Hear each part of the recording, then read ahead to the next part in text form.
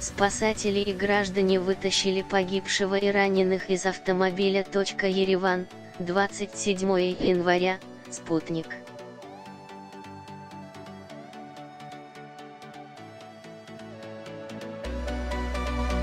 Крупная автомобильная авария, в результате которой погиб человек, произошла в Армении, сообщает сайт криминальной хроники Шемсайрн.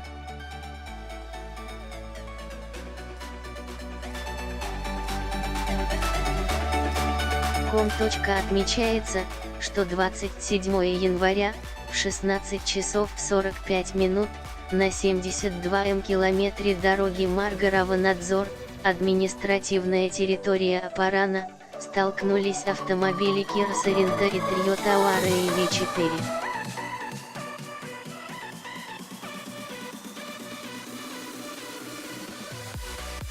В результате аварии один человек скончался на месте, двое с травмами были госпитализированы в медцентр Апарана.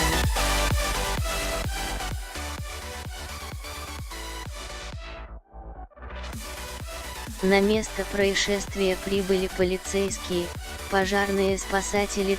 Погибшего и раненых из машины вытащили граждане и спасатели.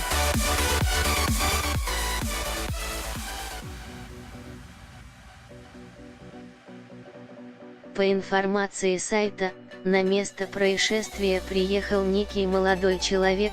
Он попытался снять с автомобиля Kia Sorento номера, но полицейские ему помешали.